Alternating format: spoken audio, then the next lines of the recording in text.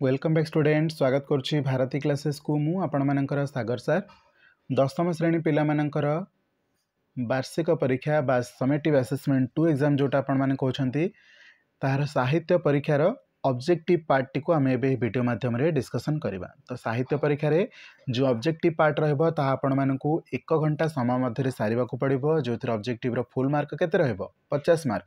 यही पेपर रो सबतक आंसर लिखि सारिबा परे ही आपण ए पेपर को सबमिट करिवे। तापर आपण को सब्जेक्टिव पेपर मिलिबो। बुझोछि पेपर सबमिट कर सारिबा परे सब्जेक्टिव पेपर मिलिबो। तापर आपण माने सब्जेक्टिव क्वेश्चन आंसर करिवे। तो चलंतु से ऑब्जेक्टिव क्वेश्चन आंसर गुडका आमे एबे ए वीडियो माध्यम रे आलोचना करिबा। प्रथम प्रश्न को जिबा आईए पढ़िबा बेलकू आईए माने पिला माने कोन इंटरमीडिएट इन आर्ट्स जोटा आपण माने कहउछंती +2 आर्ट्स बुझोछि।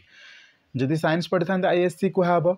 तो आईए माने +2 आर्ट्स जोटा कहउछि। आईए पढ़िबा बेलकू लक्ष्मीकांतक लेखा कहा द्वारा प्रशंसित होइथिला। उत्तर हेबो फकीर मोहन सेनापति। परवर्ती प्रश्न को जिबा आपण माने चेष्टा करंतु सबुतक प्रश्न को निश्चित भाव में देखिए। यह द्वारा केवल आपणकर प्रिपरेशन हेबनी एथिरे आपण माने निजर भूल को मध्य खोजी पारिबे। जो जो सेक्शन रे भूल होछि सेगुडा को रिवाइज कले आपण मानकर एग्जाम आहुरी बढ़िया जिवो। बुझियोछि। द्वितीय प्रश्न भंज कीर्ति किराटिनी लेखकंक जन्मभूमि केउ तरु मध्य अवस्थित अटे। तो उत्तर हेबो राशि राशि महु लतरु राशि राशि शाल तरु राशि राशि शाल तरु। परवर्ती प्रश्न लेखक निजर जन्मभूमिर रूप को खाली केउ परी स्मरण करती। आंसर हेबो जाति स्मर। गोटे मिनिट निग्रो केउ अंचलर आदिम कला जातिर मनीष मानकु कुहा जाए। निग्रो केउ अंचलर आदिम कला जातिर मनीष मानकु कुहा जाउछि ना आंसर होछि दक्षिण आफ्रिकार। परवर्ती प्रश्न केउ विज्ञानर सम्मिश्रण आमे आयुर्वेद मनस्तत्व कृषि विज्ञान और पृथ्वी तत्व प्रभृति क्षेत्र में आमर ज्ञानर सीमा विस्तृत करिपारिछु। तो आंसर कौन है पिला माने जड़ और जीव विज्ञान। परवर्ती प्रश्न उत्कलर वनभूमि केउ परी। उत्कलर वनभूमि निघंच परी। उत्कलर वनभूमि निघंच परी। सारला दास केउ गजपतिंक समसामयिक थिले। सारला दास कपिलेन्द्र देवंक समसामयिक थिले। परवर्ती प्रश्न को जिबा श्रीरामंक सैन्य संख्या केते बोली मंत्रीद्वय कलना कले। श्रीरामंक सैन्य संख्या 1 लाख कोटी बोली मंत्रीद्वय कलना कले। निशाथिनीर प्रभाव को किए प्रचार करुछि। निशाथिनीर प्रभाव को झिंकारीर झंकार स्वन प्रचार करुछि। परवर्ती प्रश्न को जिबा कलीर उपद्रव रे लोकालय तेजी किए वनभूमि रे आश्रय नैछंती। आंसर हेबो शांति। परवर्ती प्रश्न को जिबा जदि आपण माने हम चैनल को एबे पर्यंत सब्सक्राइब करि नाहंती सब्सक्राइब करिने पिला माने जहा द्वारा आपण माने हमर नुआ वीडियो रो नोटिफिकेशन पाई परिबे। जदि व्हाट्सएप एवं टेलीग्राम ग्रुप रे जॉइन करबा को चाहउछंती तो आपण माने डिस्क्रिप्शन बॉक्स को निश्चित भाव में विजिट करंतु। परवर्ती प्रश्न आर्मी रो रिटायर्ड हैला परे महापात्र केउ कार्य करूछंती। आर्मी रो रिटायर्ड हैला परे महापात्र केउ कार्य करूछंती। आंसर हेबो कॉन्ट्रैक्टर। परवर्ती प्रश्न किए महापात्रंक आगे सुब्रतंक बही को टिकिनिखि पढ़ंती। उत्तर कौन हबो पूरबी। केउ पुस्तक लगी नंदिनी शतपथी केंद्र साहित्य एकेडमी द्वारा पुरस्कृत होइथिले। केउ पुस्तक लगी आंसर हेबो गांधी कथामृत। परवर्ती प्रश्न केउ भयावह परिणतिर कल्पना रे लेखक आतंकित होई पड़िले। ध काठ भली तांका छाती मुंड को चिरी 2 फाळ करिदेव। एही भयावह परिणतर कल्पना रे लेखक आतंकित होई पड़िले। परवर्ती प्रश्न ध काठ केउ परि बोली काठ चिराली कहिला।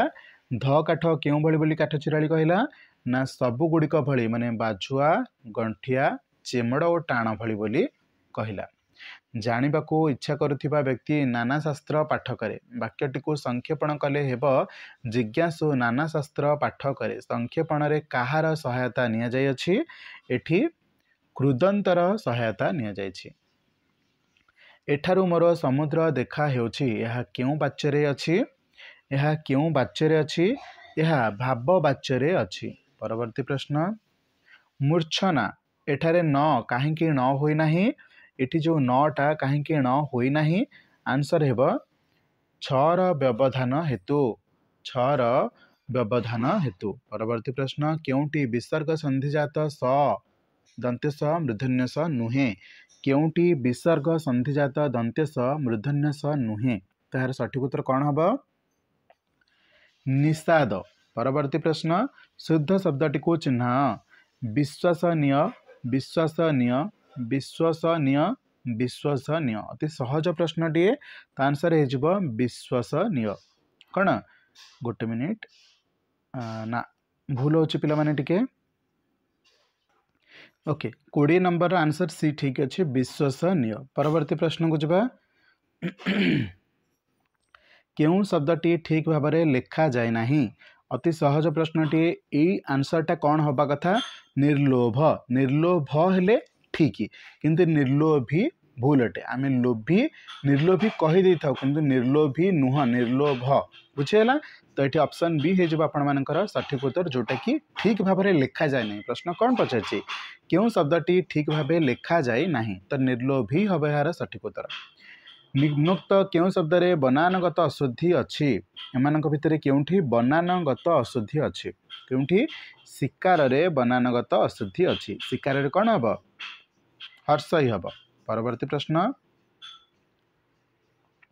एते सुंदर हस्ताक्षर यह क्यों प्रकार वाक्य अटे एते सुंदर हस्ताक्षर यह क्यों प्रकार वाक्य अटे विस्मय सूचक वाक्य अटे बुझीगला। परवर्ती प्रश्न को जीवा पर्वत यार विशेषण रूप कौन हेब यार विशेषण रूप कौन हेब 24 नंबर पार्वत्य कौन हेब पार्वत्य। परवर्ती प्रश्न को जीवा 25 नंबर प्रश्न को जीवा खंडवाक्य क्या कह जाए खंडवाक्य क्या कह जाए ना वाक्यर समापिका क्रियायुक्त अंश को समापिका क्रियायुक्त अंश को। परवर्ती प्रश्न नवजुगर केउ मानकु जागी उठापी कवितार आह्वान दि जाइछि नवजुगर केउ मानकु जागी उठापी आह्वान दि जाइछि ना तरुण मानकु।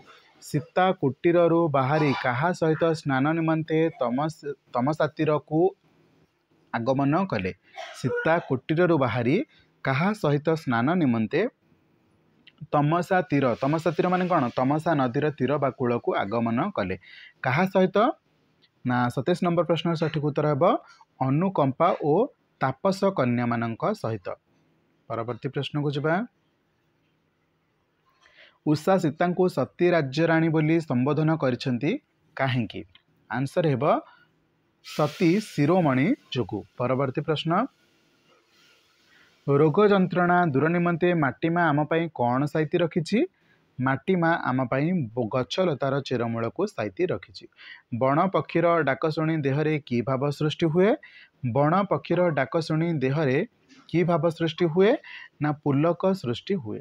परवर्ती प्रश्न क्यों सभारे श्रीजुक्त राय यह स्वीकार करथिले क्यों सभारे ना कटक रे आयोजित एक सभारे श्रीजुक्त राय यह स्वीकार करथिले। प्रश्न 32 नंबर को जीवा विवेकानंद प्रथम शिष्य है परी योग्य मनीषटी किए विवेकानंद प्रथम शिष्य है परी योग्य मनीषटी किए ना शरद चंद्र गुप्त। परवर्ती प्रश्न को जीवा राजनैतिक छलनार शिकार होगा फल क्यों शब्द जुगल उपरे मैला जमी जाइछि क्यों शब्द जुगल उपरे मैला जमी ना जनता जनार्दन उपरे मैला जमी जाइछि। परवर्ती प्रश्न को जीवा राधानाथ जुगर अवसान पर क्यों जुगर उन्मेष घटिला राधानाथ जुगर अवसान पर सत्यवादी जुगर उन्मेष घटिला। जाति प्रेम बन्ही प्रज्वलित करी स्वार्थमेध यज्ञ व्यक्तिगत स्वार्थ को आहुति देवाकू किए आह्वान देइथिले किए आह्वान देइथिले ना मधुसूदन दास।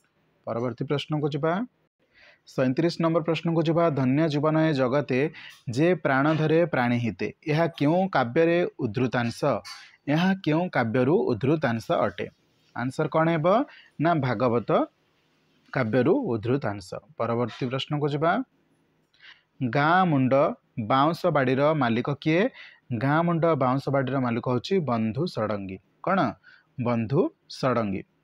छाया महादेवी नरसिंह देवंकर किए थिले छाया महादेवी नरसिंह देवंकर माता थिले। ଭଞ୍ଜକିଶୋରଙ୍କ କେଉଁ ନାଟକ ଏକଦା ରଙ୍ଗମଞ୍ଚରେ ଚହଳ ସୃଷ୍ଟି କରିଥିଲା? ଭଞ୍ଜକିଶୋରଙ୍କ କେଉଁ ନାଟକ ଏକଦା ରଙ୍ଗମଞ୍ଚରେ ଚହଳ ସୃଷ୍ଟି କରିଥିଲା? ଆନ୍ସର ହେବ ମାଣିକ ଯୋଡ଼ି। କ'ଣ? ମାଣିକ ଯୋଡ଼ି। ପରବର୍ତ୍ତୀ ପ୍ରଶ୍ନକୁ ଯିବା। ତୁ କ'ଣ ସ୍ୱର୍ଗରୁ ଦେବଦୂତ ହୋଇ ଏଇ ମାଟିକୁ ଓହ୍ଲାଇ ଆସିଛୁ? ଏକାଙ୍କିକାରେ ଏହା କାହାର ଉକ୍ତି ଥିଲା?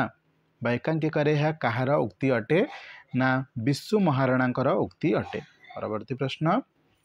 ଚାଲିଲା ଶଗଡ଼ରେ ହାତ ଦେବା ଏହି ରୂଢ଼ିର ଅର୍ଥ କ'ଣ ହେବ? କ'ଣ ହେବ? ଅତି ଦୁଷ୍ଟକୁ ବୁଝାଇଥାଏ। ତ ଆନ୍ସର ହେଇଯିବ ଅତି ଦୁଷ୍ଟ ହେବା।